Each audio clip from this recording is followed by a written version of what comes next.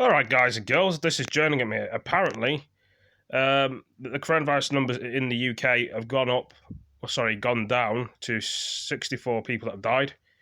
The figures of the coronavirus, 5,089 people that have caught it in the UK. The infections are going higher still, but the deaths are going down by the looks of it. We're going to be showing you here. This is a picture of a car, obviously, a fast sports car, but you can get a rough idea for yourself what the numbers are. I'm showing you here. There we are.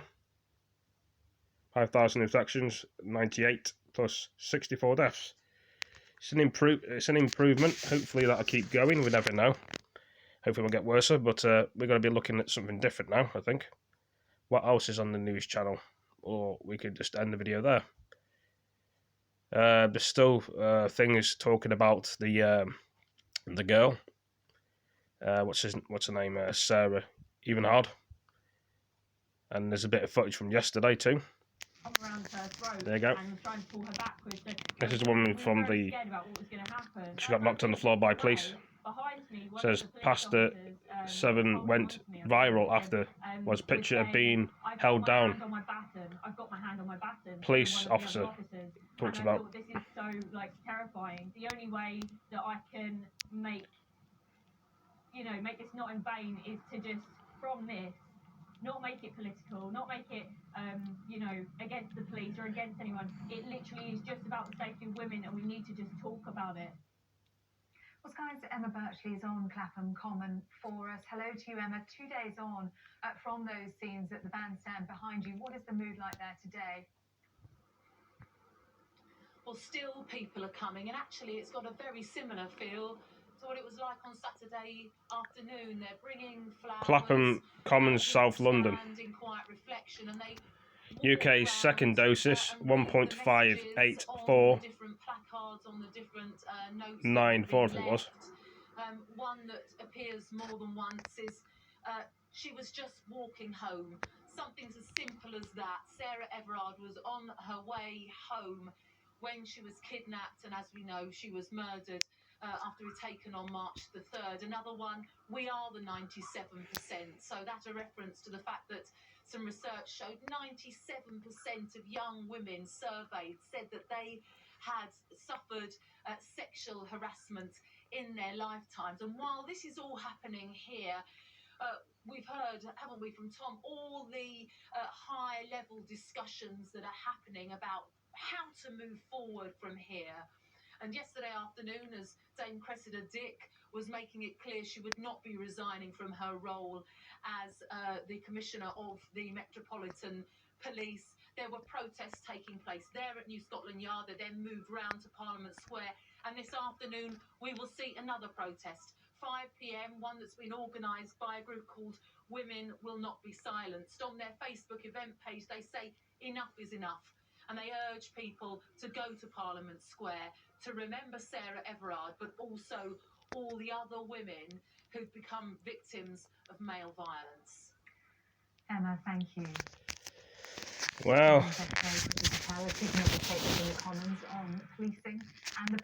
that's just the way it is. And some people would say a lot of things about this. I mean, it's just, let's see if the phone's still filming. Some people would say it's disgraceful the way the world we live in, with especially, it's not nice to someone to be going through assault or getting attacked in real life, or someone for having pain over somebody else, over losing their life.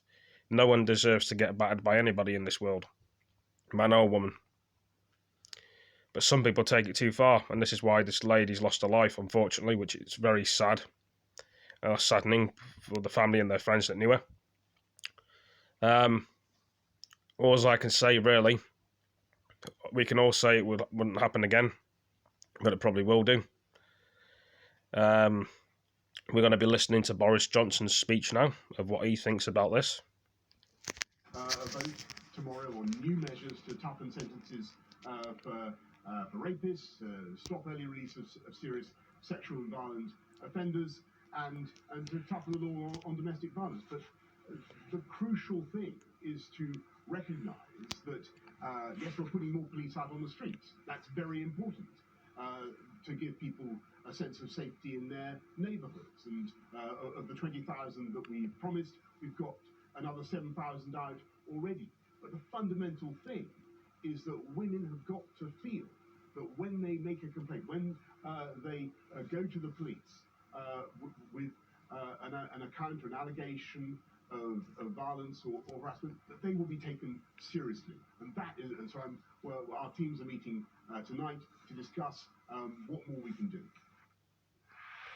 Well, let's bring our political correspondent. Well, that's Boris Johnson's speech. Well, very clear expression of confidence in the Met Commissioner from the Prime Minister there. He did say that the scenes in Clapham on Saturday were very distressing and that it was right that Her Majesty's Inspectorate of Constabulary conducts an independent review into what happened.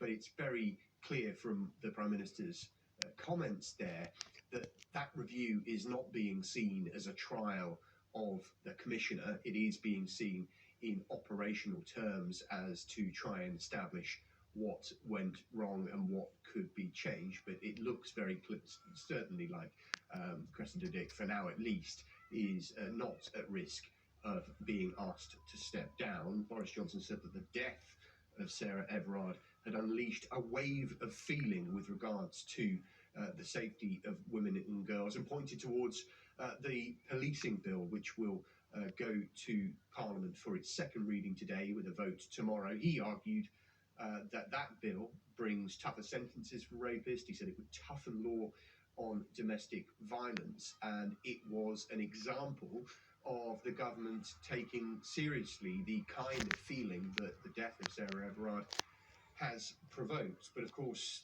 that position has come in for criticism from the Labour Party. They've said that they will vote against that bill when it is brought to the Commons for a vote tomorrow. Keir Starmer has said that this bill doesn't go far enough, and indeed, in addition to the concerns that the party has over what they describe as disproportionate powers that it would give both the Home Secretary and the police to define disruptive protests and give police the powers to break them up, which they say is problematic given the context of what we saw in Clapham on Saturday. They also feel that it doesn't go far enough in terms of a plan for how to better protect women and girls. So let's have a listen to what Keir Starmer said in the last couple of hours. This is a sentencing bill, and it doesn't address the fact that sentencing for rape and stalking is too low. This was the opportunity. This is a gaping hole in the legislation. Government's got its priorities wrong. It should rethink.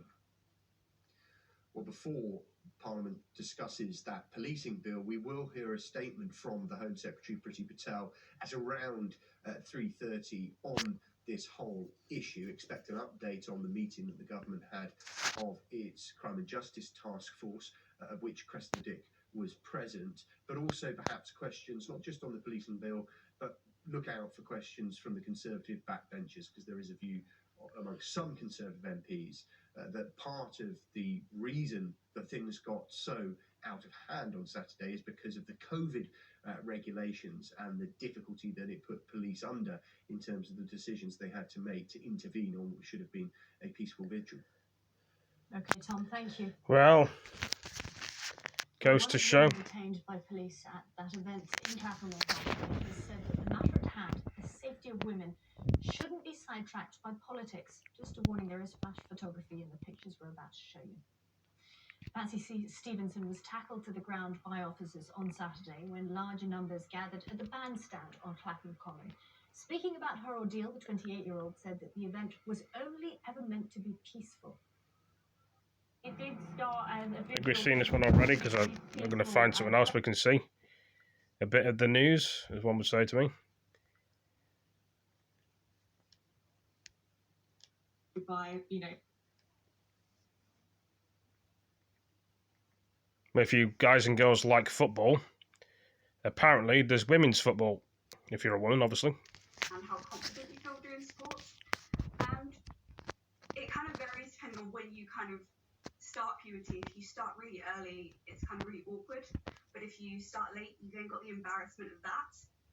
And also, from a young age, girls are kind of expected to do certain jobs and play with certain toys, and that's kind of reflected in what sports we're expected to play as well. And then on top of that, you've got the problem of peer pressure. So I think all adding up, it's very difficult to keep going. I played everything at junior school, and I got to the age of 16 and I was at an all-girls school, and they didn't offer sport anymore. So it wasn't until I got to university and I was fortunate enough to go to Oxford, and in the collegiate system, you don't have to be the best of the best. You can play your college sports. I played netball and football and made friends. And looking at where I am now, I can clearly see, tracing it back to the sport. When I was playing football, they actually had to teach us to be vocal, because when you're on a football pitch, if you're not vocal, two girls go to head the ball. I actually saw, a bad head injury. So I can see in my, everyday life, my working life now, when I'm surrounded by, comedians or people I've never met before, and you actually have to have a little bit of courage to speak up, I, credit that back to my footballing days. I think you don't have to be the best. I think you can find the sport that you enjoy. You can get a lot out of it, teamwork. And I find when I'm doing, whether it's maths or sport, when I'm doing something that I really enjoy and I've got my mind focused on that one thing, I find it gives me a lot of headspace. It's one in 4 girls said that it gives them, it improves their mental health.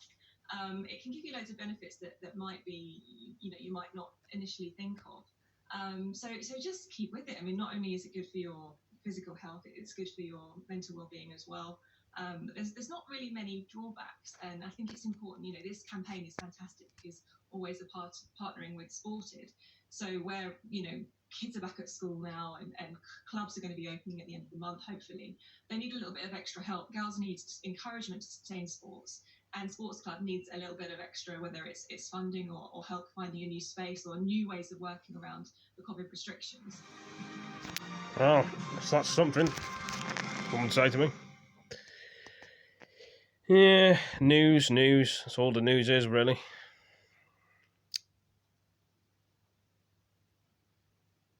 See what else we can see on the news, unless I've covered most of it. I mean, there's a lot I've missed out on this news, but of this morning, obviously. But I think I've covered it for the news today.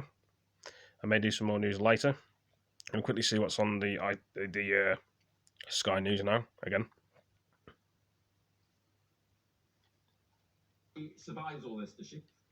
Right, so protests blocking Westminster Bridge or something. There's some blocking of Westminster Bridge. For now, she was appointed in 2017 that was when Theresa May was Prime Minister. From memory, I think it was Amber Rudd was Home Secretary. She was appointed for 5 years. Nothing much in the news there, as you can see, guys and girls, but if you want to watch more of this, you can check it on YouTube. You can watch your news on the Sun News. You can watch it on Sky News. But anyway, thank you for joining me in this video. Peace.